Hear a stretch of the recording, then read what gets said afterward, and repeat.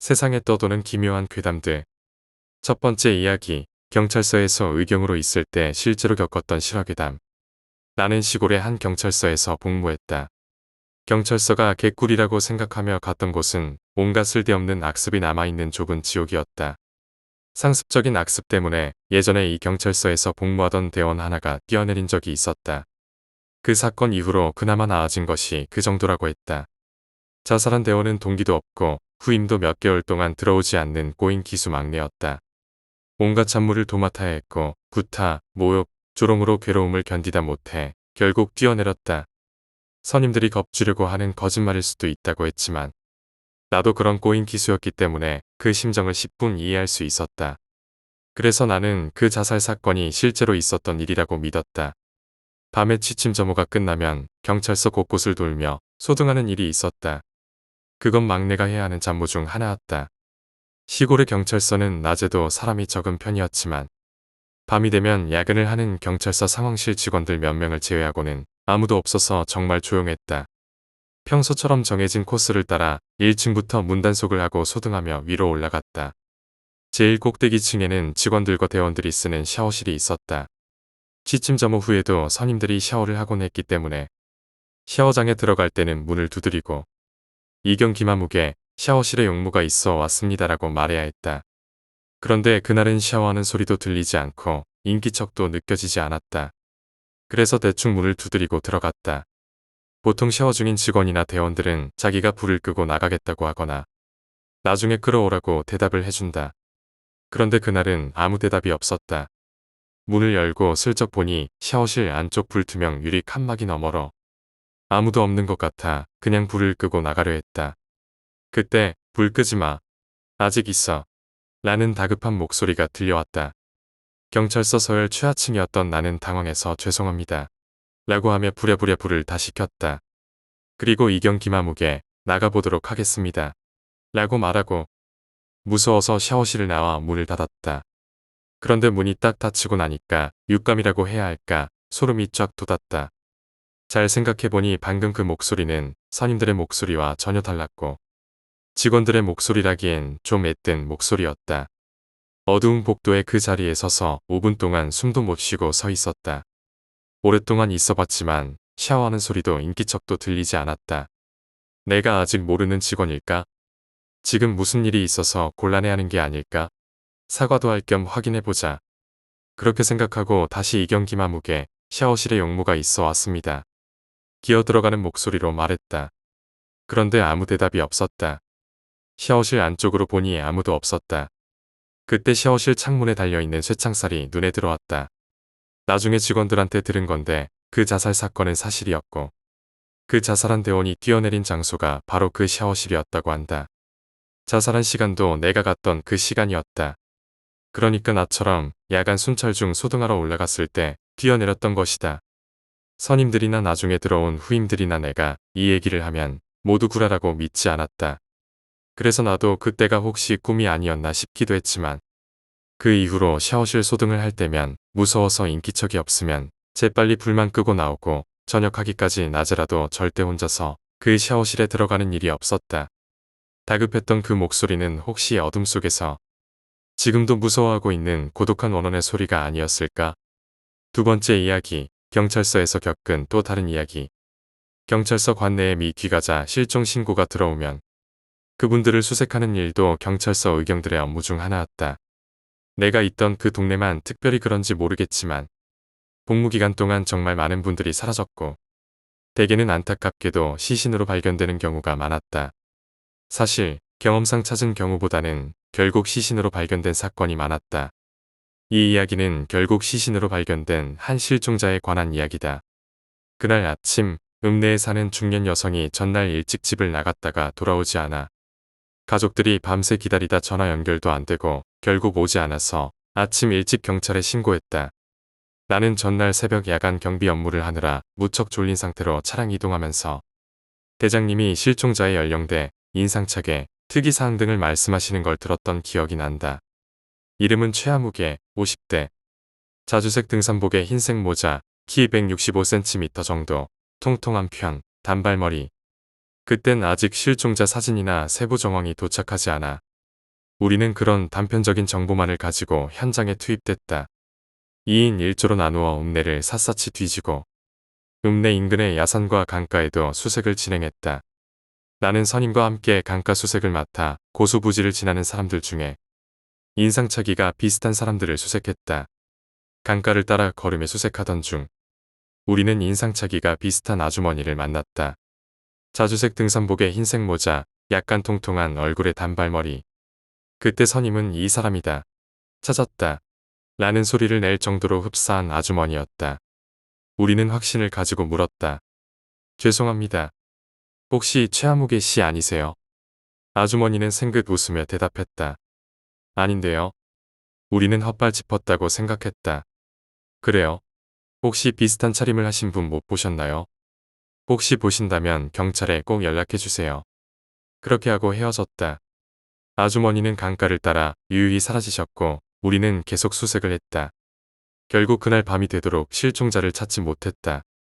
저녁 식사를 한 이후 심야 시간에 다시 수색을 시작했는데 그때는 경찰서에서 조사한 여러 정보들이 도착해 있었다. 실종자는 남편과 다투고 화가 나서 옆 도시의 내연남을 만나러 갔다는 얘기였다. 우리는 허무하기도 하고 그런지도 모르고 이렇게 고생하고 있다고 생각하니 억울하기도 했다. 그날 밤 수색도 허탕이었다. 의경들뿐 아니라 경찰 직원들도 실종자가 옆 도시에 갔다고 생각했다. 다음 날 아침 실종자의 사진이 도착했다. 그 사진을 보자마자 나는 선임에게 말했다. 이 사람 어제 봤던 그 사람 아닙니까? 사진을 보자마자 나는 확신했다. 어색하게 웃고 있는 약간 통통한 얼굴의 증명사진은 분명 어제 만났던 그 여자분이었다. 전 상경님도 고개를 끄덕였다. 어제 봤어? 타격 대장님이 우리 말을 듣고 물었다. 그 비슷한 인상착의에 얼굴도 많이 비슷합니다. 근데 왜 안 알렸어? 그게 그분이 아니라고 하셔서. 집에 가기 싫어서 거짓말했을지도. 어느 쪽으로 갔냐? 고수부지 따라 저쪽으로 갔습니다. 그럼 진짜 거기로 갔나 보네. 대장님은 혀를 차셨고 우리는 고수부지 인근을 중심으로 수색을 계속 진행했다. 대장님의 추리가 맞는 것 같았고 휴식 없이 연이은 업무와 수색에 지친 우리는 사기와 찾고자 하는 열의를 잃어갔다. 결국 실종자는 그날도 찾지 못했고 그 후 일주일 동안 찾지 못했다. 대원들 사이에선 그냥 아주머니가 남편 싫어서 집을 나간 것이라고 생각하고 있었다. 그 소식이 전해지기 전까지는 말이다. 일주일 뒤 읍내에서 멀리 떨어진 강의 하류 인근에서 파출소 직원들이 실종자의 것으로 추정되는 시신을 찾았다.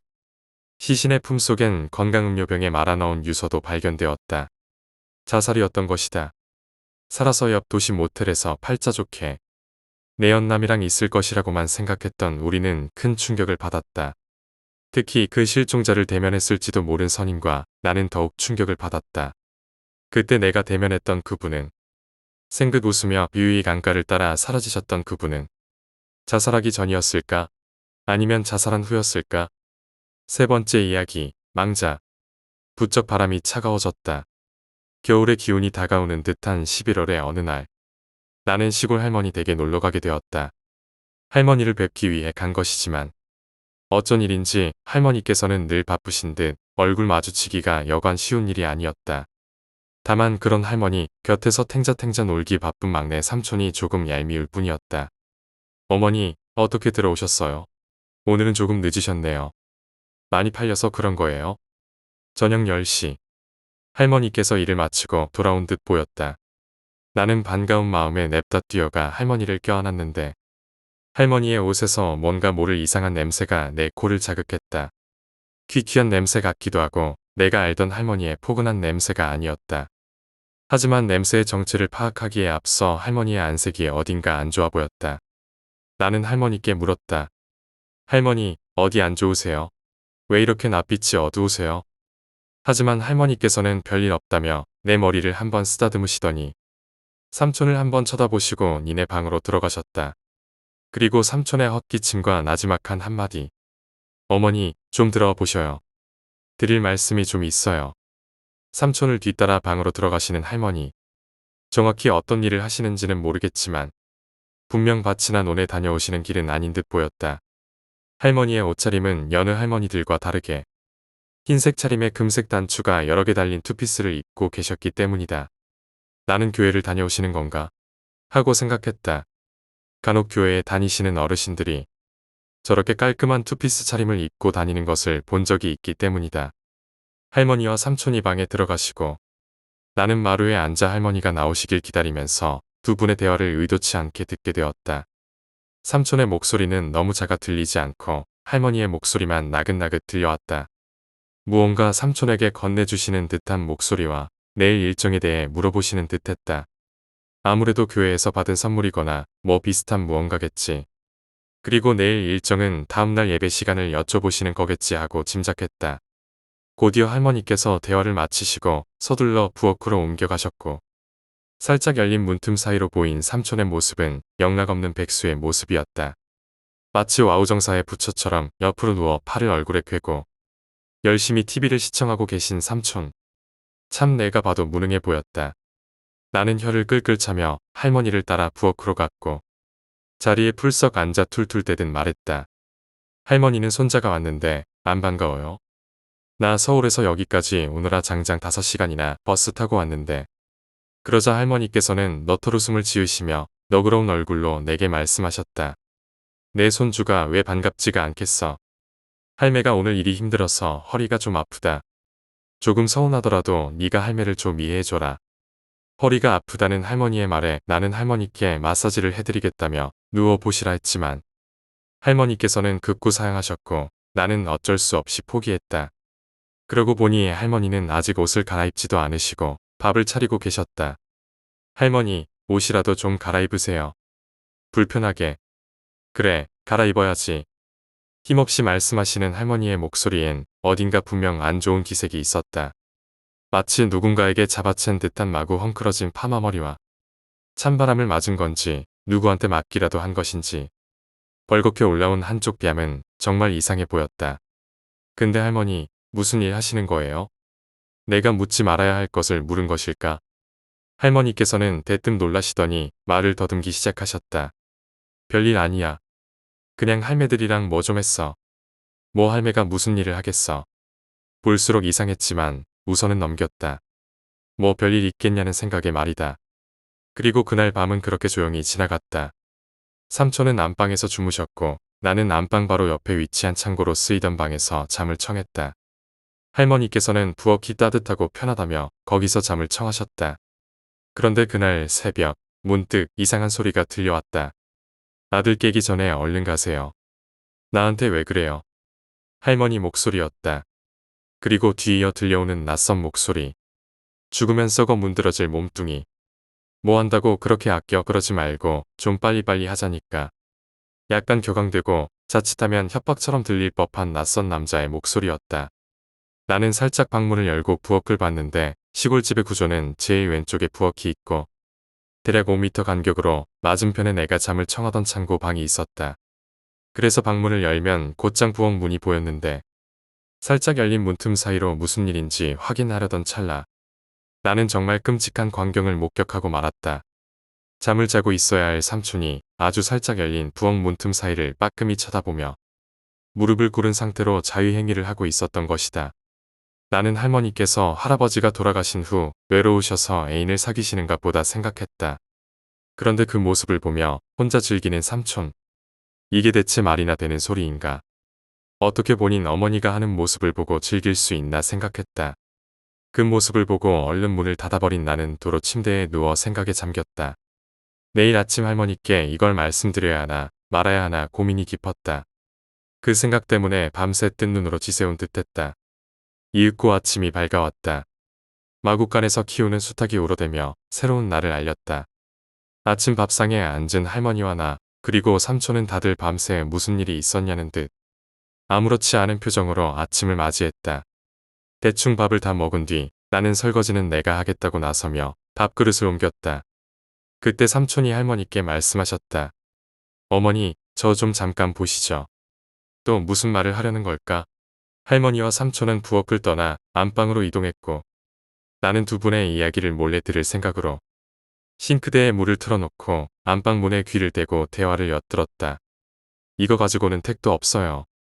오늘도 이렇게 해오시면 나 진짜 곤란해. 글쎄, 그것밖에는 못했어. 오늘은 더 해볼 테니 기다려봐. 아니, 진짜 나랑 약속을 해요, 엄니. 오늘도 이렇게 해오시면 나 진짜로 더 이상은 못해요.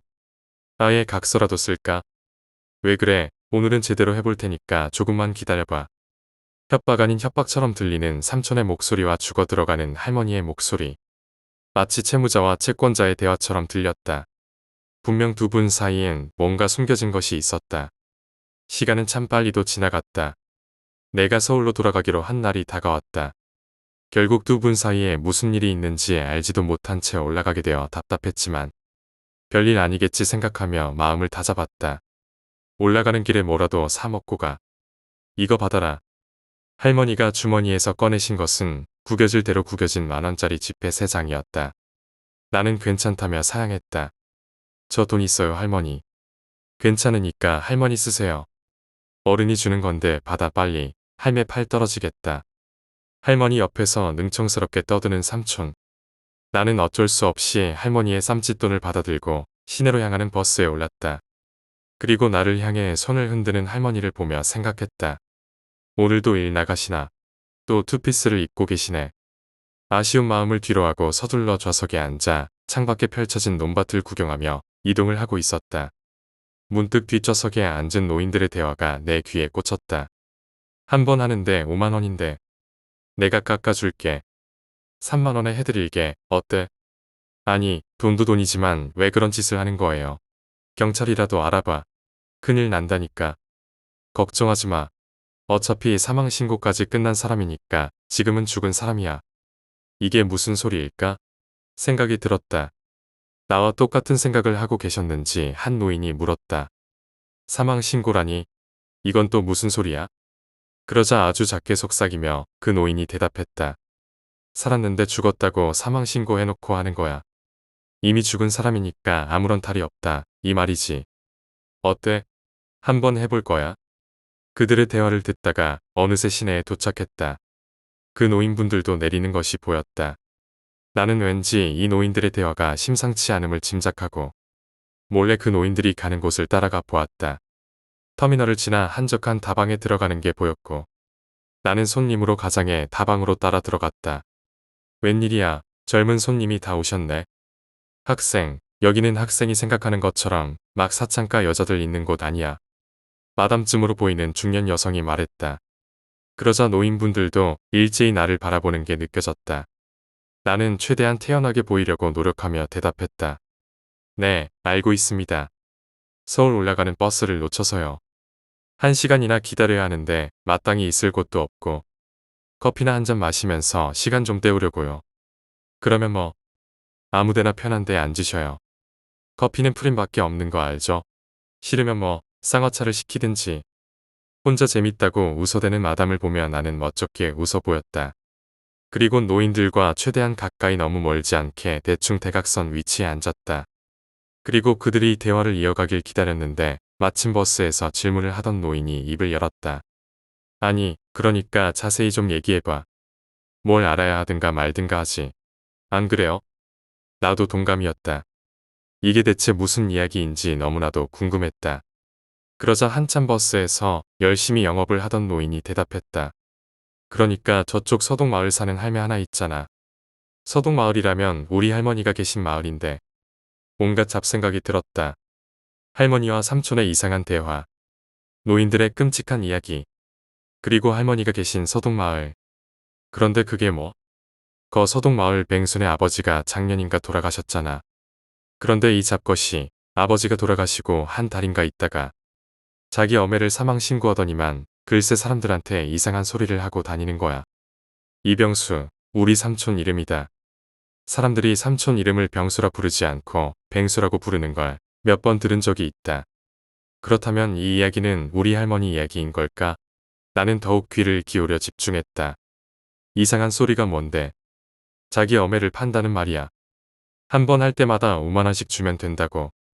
머리채를 잡든 때리든 임신을 시키든 아무 상관없다고 그러고 다녔어. 그 이야기는 가히 충격적이었다. 이게 대체 무슨 소리란 말인가?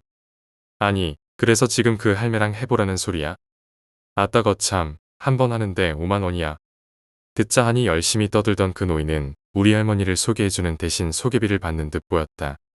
나는 그들의 이야기를 듣다가 말고 바로 다방을 빠져나와 다시 시골집으로 향하는 버스에 올라탔다. 심장이 터질 것만 같았다. 삼촌을 만나 뵙고 흥정을 할 생각에 말이다. 네 번째 이야기, 제주도 수산진성. 아버지의 고향은 제주 수산리였다. 수산리에는 수산진성이라는 성이 있는데 어릴 적 아버지께서는 그곳에서 자주 놀다가 기이한 일을 겪으셨다고 한다. 수산진성은 조선시대 때 현무암으로 쌓은 성으로 관방시설이었다고 한다. 관방시설은 험준한 곳에 시설을 만들어 방어를 하는 곳을 말한다. 현재 수산진성이 있는 곳은 아버지가 다니셨던 초등학교가 근처에 있어서 아버지를 포함한 동네 아이들은 그곳에서 자주 놀았다. 그날도 아버지는 친구들과 함께 수산진성에 가다가 돌을 높게 쌓아 올린 곳을 발견하게 되었다. 저기 뭐하는 곳이냐? 소원 비는 곳 같은데 우리도 한번 빌어볼까? 아버지 친구는 소원 비는 곳이라고 말하곤 가자고 했다. 그래도 혹시 들어줄지 모르잖아. 두 분은 그곳에서 원하는 소원을 빌고 돌아가려는데 등 뒤에서 여자아이 목소리가 들렸다. 여기가 소원 비는 곳 맞아. 아버지 나이 또래의 여자아이가 어느새인가 아버지 뒤에 있었다. 소원 비는데 너무 열중한 나머지 누가 오는 줄도 몰랐던 것이다. 나도 여기에 소원을 빌려고 왔어. 아버지가 기억나는 대로 말씀하셨는데 그 소녀의 차림새는 단발머리와 고무신, 치마와 반팔티를 입고 있었다. 고개를 숙인 채 무언가 중얼거리기 시작했는데 아버지 눈앞이 흐려지더니 여자아이가 사라졌다고 한다. 아버지와 친구는 그 광경에 너무 놀라 몇 번을 넘어지면서까지 집까지 계속 달렸다. 집에 와서 어른들에게 이야기하고자 했지만 너무 황당한 일이어서 믿어주지 않을 것 같았고 결국 아무에게도 이야기할 수 없었다고 한다. 그런데 얼마 후에 마을에 이상한 소문이 들려왔다. 수산진성의 어린 여자아이가 갑자기 나타났다가 사람들에게 말을 걸고는 사라진다는 소문이었다. 아버지도 어르신들 이야기를 들으시고 기억을 되짚으며 소원 비는 곳에서 만난 소녀를 떠올렸다. 저희도 소원 비는 곳에 다녀왔는데 혹시 거기가 어디예요? 아버지께서 마을 어르신들 중 한 분에게 묻자 마을 어르신은 이야기를 시작하셨다. 수산진성을 지을 때 자꾸만 무너져 내려서 축성하던 사람들 중 하나가 스님께 물었다. 10살 되는 어린 여자애를 공양해 성을 쌓으면 무너지지 않을 것이다. 그래서 13살쯤 되는 어린 소녀를 공양해 바쳤더니 성이 무너지는 일은 없었지만 그 소녀의 영혼을 달래기 위해 진앙할망당이란 당을 세웠다. 그 후로 가끔씩 그곳에 여자아이가 나타나 그곳을 찾는 사람들에게 소원을 비는 곳이냐고 물어본다고 했다. 아버지에게는 수십 년도 지난 일이지만 문득 그 아이가 빌었던 소원이 무엇이었는지 가끔 궁금하다고 한다.